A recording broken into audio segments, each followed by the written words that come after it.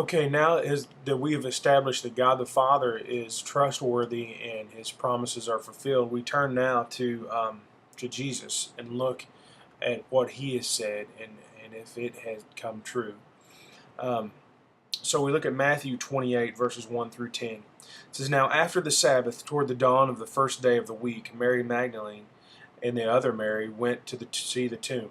And behold, there was a great earthquake, for an angel of the Lord descended from heaven, and came and rolled back the stone and sat on it. His appearance was like lightning, and his clothing white as snow. And for fear of him the guards trembled and became like dead men. But the angel said to the women, 'Do not be afraid, for I know that you seek Jesus who was crucified. He is not here, for he is risen, as he said. Come, see the place where he lay. Then go quickly and tell his disciples that he is risen from the dead, and behold, he is going before you to Galilee. There you will see him. See, I have told you.' So they departed quickly from the tomb with fear and great joy, and ran to tell the disciples. And behold, Jesus met them, and said, 'Greetings.' And they came up and took hold of his feet and worshipped him. Then Jesus said to them, 'Do not be afraid. Go and tell my brothers to go to Galilee, and there they will see me.'" As we look at this, I get so excited at the thought of this, because as we're looking at this, who went? Mary Magdalene, um, one that had really been rejected by the world, and Jesus accepted her and loved her and showed her compassion and mercy and all of these things. And as they see this angel and they are talking to him, um, or as he's talking to them, he says, "Do not be afraid, for I know that you seek Jesus who was crucified. He is not here, for he is risen." And then three little words, "as he said." See, even the angel commented in the middle of this, saying, "Jesus has told you this is going to happen." And then this is not part of the lesson, but I want to bring this out, and because of who he appeared to here. Mary, this is the person that had put all of her faith and trust in Jesus. She had watched him be crucified on Friday. All of the fear that she must have had, that the one that she trusted completely is now gone. Um, what would she do? Like, how could the Messiah be killed? All of the things that must have been going through her mind. And Jesus appeared to her. And she fell down and worshiped him at that moment. And at that moment, whenever she saw him, all of that fear and all of the dread and all of the what ifs in her life had to just melt away. They had to go away, because at that moment she saw her Lord and realized that everything that she had believed in, everything that she had trusted in and believed to be true, was true. It was not, somebody had not duped her, somebody had not misled her, but everything that she believed about Jesus had just come true as she had seen him. And so I love that story, because you see Jesus' compassion on this lady, and just the affirmation in her heart that had to be there at that moment. Going through the questions now, it says, "Can you recall when Jesus said he would be risen from the dead?" And we can go back here and look up these scriptures. And it's important for you to do this. Like, don't just say in all of these scriptures that Jesus said he was going to be raised from the dead, because all of these are confirmation of the point that we're trying to make here. Chapter 16, verse 21 says, "From that time Jesus began to show his disciples that he must go to Jerusalem and suffer many things from the elders and chief priests and be killed, and on the third day be raised.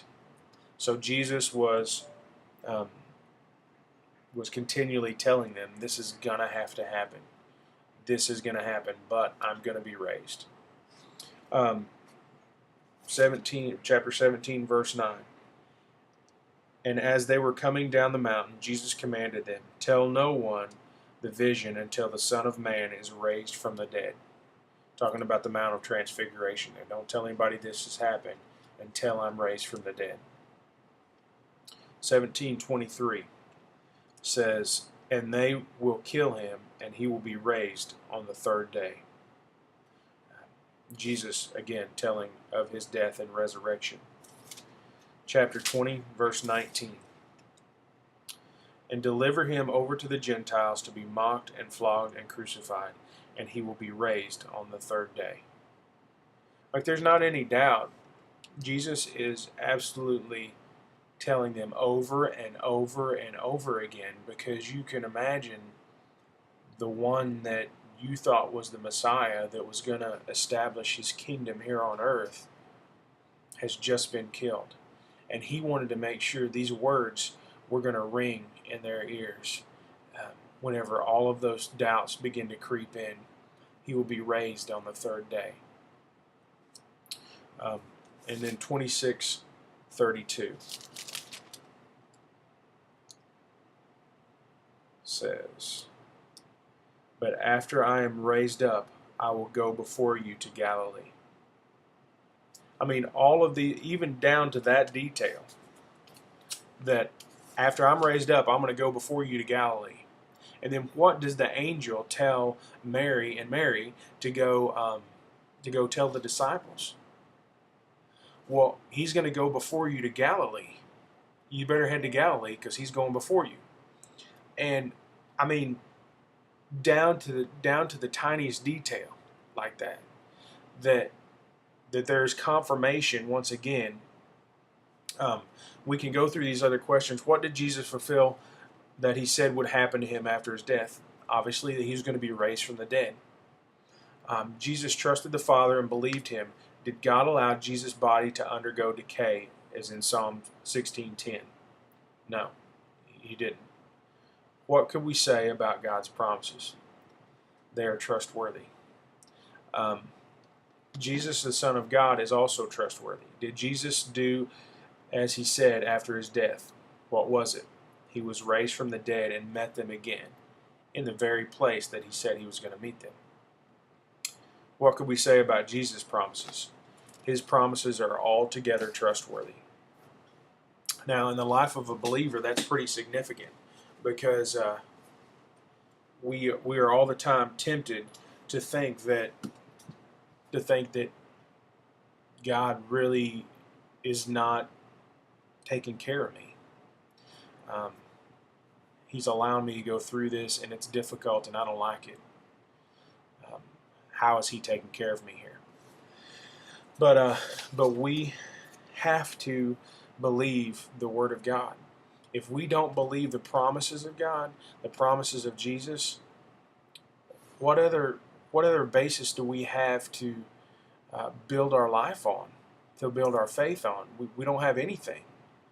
I mean, we all know, looking at ourselves, that there are many times that we're not trustworthy. We know from experience that people that we put up on a pedestal fall off, and they're going to let us down, and they're not always trustworthy. But God the Father and Jesus Christ, whenever they make a promise, it's going to come true. Whenever they tell us something from the Word, it's going to happen. And we just have to have the faith in them, in our God, to believe it and live it each day. So, those things, even in the midst of suffering, are always true. And so that's what we need to make sure we communicate this week.